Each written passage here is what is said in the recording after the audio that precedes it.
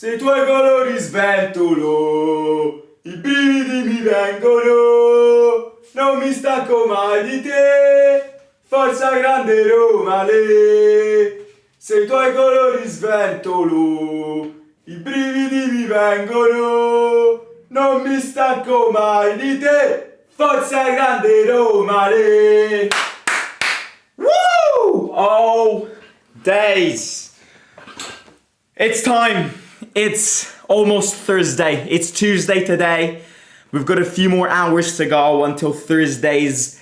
I would like to call it a game, but I'd be more prone to call it a war. To beat Athletic Bilbao, you need a war. To beat Athletic Bilbao home and away, you need a war, because the complexity of this game is massive, because the quality that Bilbao have shows that they are the fourth best team in Spain, and therefore, of course, pushing not only to be in a Champions League spot, but maybe to also admire and aspire for higher positions, putting pressure on the big three in Spain: Atletico Madrid, Real Madrid, and Barcelona. I'm so excited. I'm so excited because these are the best games. These are the best games in terms of absolutely everything that we will live, from the emotions on the pitch to the emotions outside of the pitch. And to win these games, you need a war. To win this game, you need more than a solid performance. You need absolutely every element of fighting spirit, willingness to want to win this game and, beat them apart. It's going to be a very good one. It's going to be a very entertaining one. We already faced them, of course, in September. It was our first game of this season's Europa League, and it ended 1-1. And I think, look, we're going to speak about this game today. We're going to speak with the first leg. I'm going to give you my predicted 11. We're going to look at Bilbao, what they've got to offer, who do they have, who they are in a general way. And look, hit that like button, subscribe to the channel. 120 likes on this video, and it would be unreal. So everybody can hit the like button. It would be amazing. And let's get into this. Let's get into this by analyzing this game, by talking about Athletic Bilbao. I want to start off with them. A team which is pushed not only by the passion of the fan base, who's a very big fan base in Spain, one of the most passionate fan bases in the world, and we've seen them when we faced them in September, what they did, with the flares and everything. But what characterizes Athletic Bilbao, what characterizes the Basque teams, is they're pushed by a nationalist sentiment which belongs to their nation, to their region, to the Basque region of Spain, and this is who Athletic Bilbao are. When you ask somebody, name me one word to describe Athletic Bilbao, everybody will say tradition, because this team is a team built on tradition. This is a team built on heritage, built on tradition, and built on the nationalist sentiment that the Basque people, that the Basque region, that the Basque culture has to offer. Of course, I already mentioned this a few months ago when we spoke about Athletic Bilbao. All the players that you see in the Athletic Bilbao team are Basque players or product of Athletic Bilbao's youth setup. And that's a philosophy. That's a way of life. That's a way of football life. That's a way of thinking football, whilst combining it with the tradition, with the passion that they have for their own region, for their own geographic region. So what Athletic Bilbao have to offer is this. Of course, when you look at the team, it's a team with a very good manager, experienced manager like Federico Valverde. No, not Federico. That's the Real Madrid guy. Ernesto Valverde, ex-Barcelona coach. So not only do they have an experienced branch rooting out from their bench, but they've got players who stand out on a global level. I look at Nico Williams, I look at Iñaki Williams, the Williams brothers. In tennis, you have the Williams sisters, Serena and Venus. In football, you've got the Williams brothers, Nico Williams and Iñaki Williams. Of course, they are the heart of this team, but they also have Sunset, who is in doubt for this game. A lot of sources had ruled him out for the first leg because of a muscle problem. But this morning I actually read some news and it says that he's actually in the list. So something suggests to me that they're either playing mind games here or he's back going. And Sunset, there's an Athletic Bilbao with Sunset, there's an Athletic Bilbao without Sunset, and I think that's going to be very big in terms of result-wise and what we can pull out of this game if he plays or doesn't play. So yeah, look, of course, the first round is at the Stadio Olimpico, so we will speak about the disadvantage of playing away from home in the second match preview and playing in the cathedral of Spanish football, the San Mamés.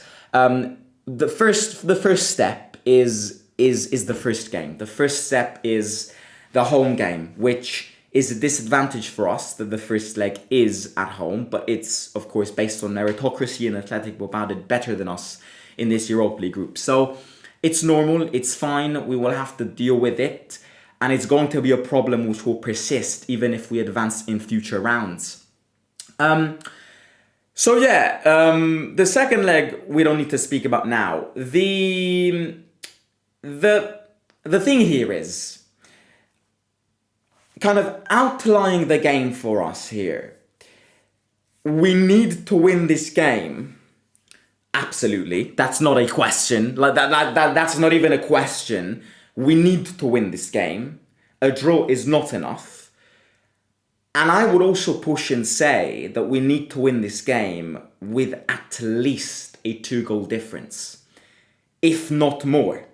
But again, when I use the word if not more, then I'm also aware that it's not like playing against Monza.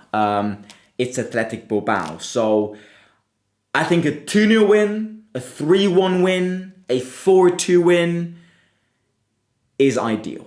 I've seen this comment. I've seen this kind of question, and it's a very interesting question, which a lot of Roma fans were debating about on social media this morning. And the question goes: would you sign for a win tomorrow on Thursday, but a 1-0 win? And that's a question which I want to pose everybody here. Would you sign on a piece of paper that you win on Thursday, so you're guaranteed going to win the first leg, but it's only with a 1-goal difference? Would you sign or not? Yes or no in the chat. My answer to this is I would, but it's not enough. A one goal difference is not enough, because I strongly believe, and I don't want to be pessimistic here. You know me. I want to try and give the opposite of a pessimistic vibe. But I also try to be real. I don't think we will win. I think we'll lose in the second leg. I think we will lose in Bilbao at the San Mamés. So everything comes down to this game. Everything comes down. Ultimately, whoever goes through in this tie is whoever has a better game away from home.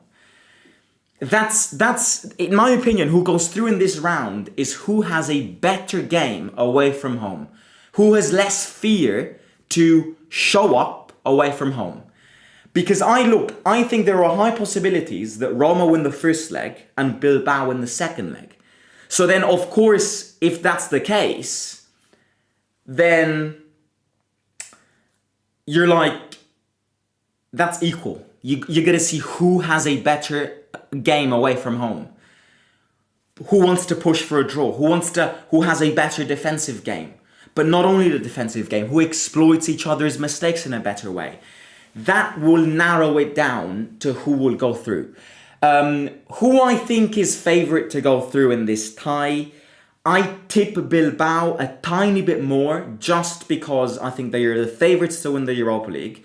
And number two, I think them playing the second round at the San Mamés is a massive advantage for them.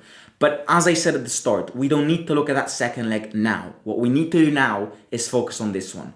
What we need to do now is win in this game with a 70,000 fans around you who are going to prepare a choreography for you.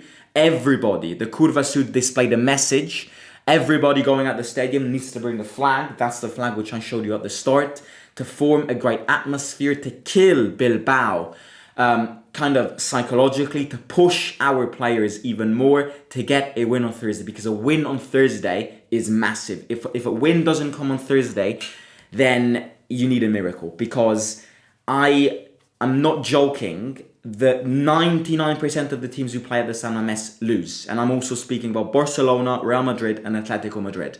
The San Mamés is a trap hole that you do not want to fall in. To have a good game at the San Mamés is going to be very complicated. So we need to play our game. We can't be scared. We need to, of course, focus on defending, especially from the counterattacks and everything, but we have to score. We must attack, and we must prepare this game in a way that will kind of annihilate them and make them fall asleep. Because the problem with Spanish clubs, of course, is that they are very good with possession and tiki-taka. So the last thing you want to do is give Bilbao the ball, let them control the game, because they're going to kill the game. Because we know what Spanish clubs do.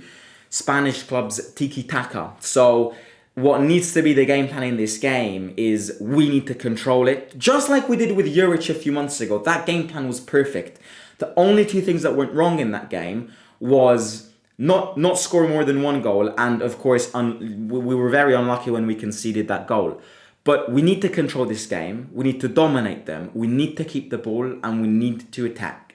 Because all of their quality is up front. At the back, they're not good. The quality that they have is Nico Williams, Iñaki Williams, Sanset, and a few other interesting players which act as a glue stick to them three.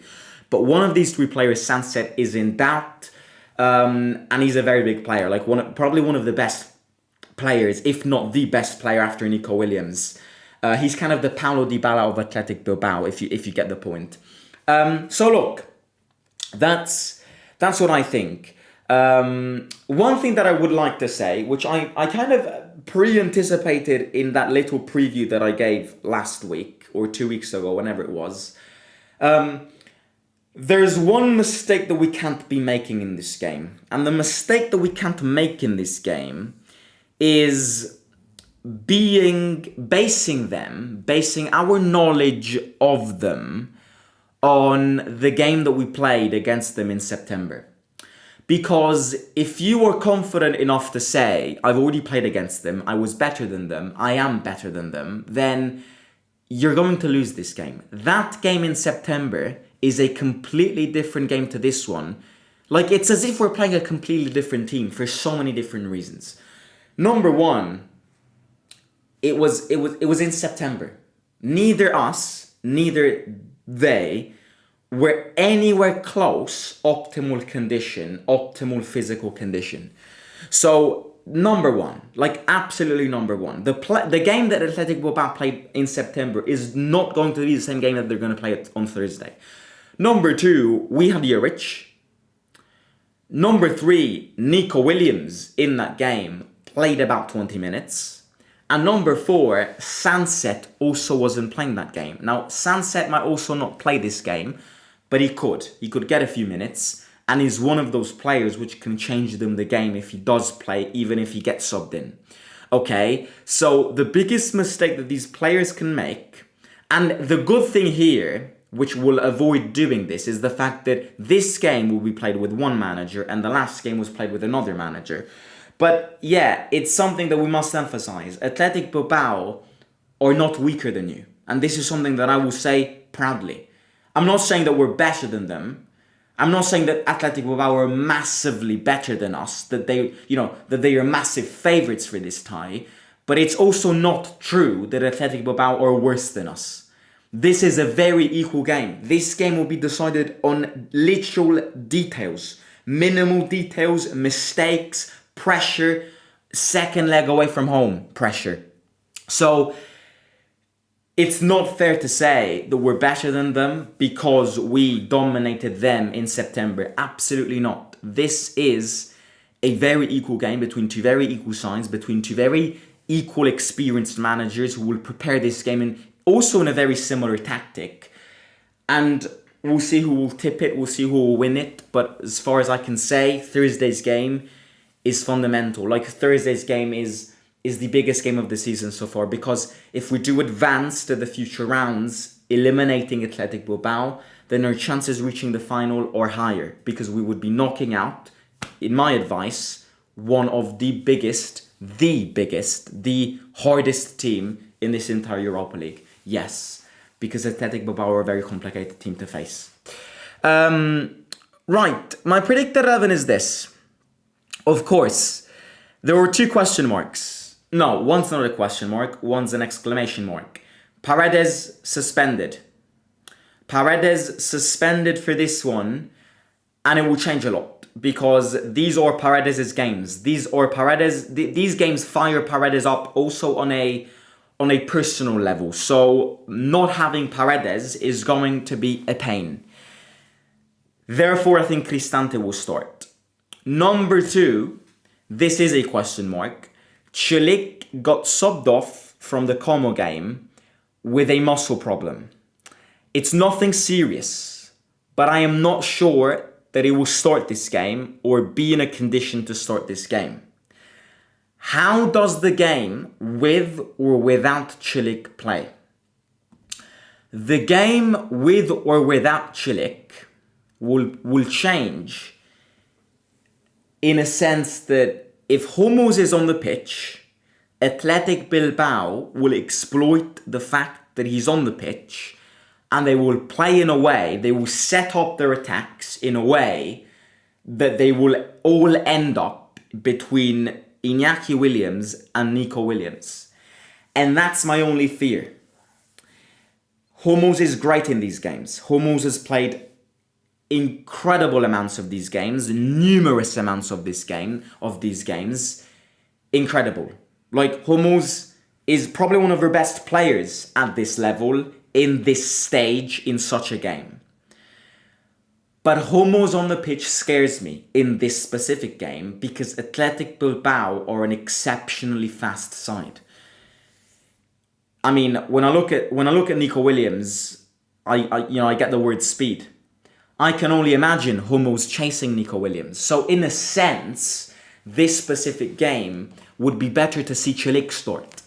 Because if Hummels start, he will suffer a lot. Because Nico and Iñaki, you can't be having somebody who, as much as he's great physically, aerial duos, experienced leadership in these games, he's played so many of them.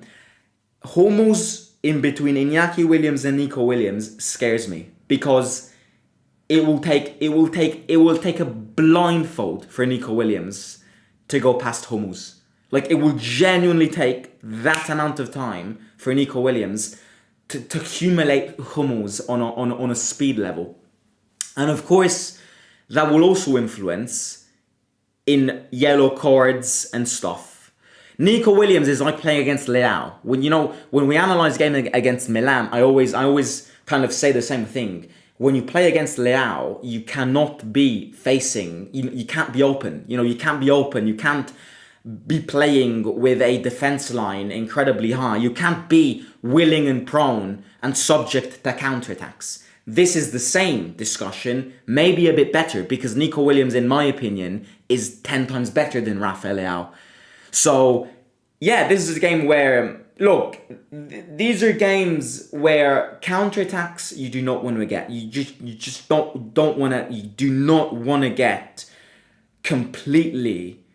You simply don't want to get done by counterattacks, which is why I say you need to keep the ball in this game. You need to be controlling this game. You need to be controlling this game, and you need to be careful with the ball, because if you lose it, one mistake, and look what happened last season. What I kind of link this game to, if I look at the last season's Europa League games that we played and this season's Europa League games, I find a connection between Roma Athletic Bilbao and Roma against Bayer Leverkusen at home. A game that, number one, the first connection that connects the two games is the fact that you can't be losing. Because if you lose this game, then it's basically done. It's basically done. And then, of course, we lost the game against Bayer Leverkusen at home. And we then needed a miracle to go through, which was about to happen, but then we got downfalled for. And the second thing here is mistakes. That game we lost because Korsdorp made that mistake. This game, the same. Attention to detail on Thursday needs to be maxed. It needs to be maxed. Like, in a sense that if we're playing from the back and you know, Athletic Bilbao is pressing us, kick the ball long. Learn from Korsdorp last season. Korsdorp suicided our semi-final against Bayer Leverkusen. He literally fucked it up. And we crucified him. Learn from your mistakes. Don't make the same fairy tale and narrative to such an important game. I know that Korsdorp isn't here, but if you're under pressure, if they're pressing you, don't be forced to play from the back. Kick it forward. Who gives a damn shit if you give them possession? Just don't make stupid mistakes. Because in these head-to-head games, it's those mistakes which will decide the tie. And look at what happened last season against Bayer Leverkusen. 2 mistakes crucified our semi-final. Korsdorp making that mistake, and Tammy Abraham missing that sitter, which I still rewatch almost 1 year after, and I cannot possibly understand how he missed. Those two mistakes ended that tie. Because if Tammy had scored that goal and Korsdorp hadn't made that mistake, we'd have gone in a final. You see what I mean? Detail is massive. Attention to detail is massive. It's massive. Massive. Predicted 11s. Villa in goal. Ndika, Hummels, Mancini. I would not be surprised if Cilic starts because it's something adequate to the game plan. In the middle, Paredes suspended, Salamakers and Angelino on the 2 flanks, Cristante and Kone in the middle. It's probably one of the first times that I say start Cristante ahead of Pisilli, ahead of even Pellegrini, ahead of Soulé, ahead of Baldanzi, ahead of anyone. These are the games that Cristante knows how to play, has played many times. I would much rather see Cristante start next to Kone than Pisilli. He's coming from an assist, of course, an assist to the assist against Como, and he's played so many of these games. You know, everybody can denigrate Cristante as much as they want, hate on him as much as they want, but the last thing that I want to hear is that Cristante can't play these games, because Cristante has played so many of these deciding games with us, from that Tirana final to the Budapest final, to Bayer Leverkusen last year, to Feyenoord last year with De Rossi and Mourinho. So I don't want to hear anything about Cristante can't play these games. He's not good. He's played so many of these games. Then, of course, he might make a mistake. That's another thing. But he knows how to play these games. And I would much rather see Cristante than Pisilli in this game. 100%. It's not even a question. Of course, Lucas Gournadoit is not in the UEFA list. Up front, Paolo, Stefan, Dovbyk. Massively important. I don't want to see Pellegrini touch the pitch in this game. Because Pellegrini lately, apart from that goal in the derby, in fact, all through this season, apart from that game in the derby, starting Pellegrini is like starting with 10 men against 11. This is a game where we cannot be susceptible to do something like that. Put El Shaarawy, who sprints, who attacks, who shoots. We need to win this game. I've said it many times. We don't need to control this game. We don't need to park the bus. In this game, we need to risk to win. We can't not risk to keep a draw and bring it at the San Mamés. You can't do that. You simply cannot do that. Lazio can do it because they're playing against Viktoria Plzen. You know, Mourinho can do it because they're playing against Glasgow Rangers. Man United can do it because they're playing whoever you want. This is the most complicated tie out of all in the round of 16. We cannot be willing to not to lose this game in order to bring it back in Bilbao and hope to win. In Bilbao, you won't win. And I will guarantee you that now. So everything comes down to this. Everything comes down to this game. Look, which is why it's the most important game of the season so far. Because, man, I am so excited for Thursday. I cannot stress how excited I am for Thursday. I can't. It's so exciting. It's so exciting. It's also a bit nerve-wracking because they're a good team. And nobody will hide that. It's going to be very hard if we don't get a 2-goal lead going into the second leg, says Trenix. We need to win at home so we can have a chance, says L-Boy. In Roma, Lazio and Fiorentina make the finals. Can Italy still get a 5th spot? Just curious. Well, I think if Roma, Lazio and Fiorentina make a final, then, and Inter, let's say, then I do still think that there is a chance.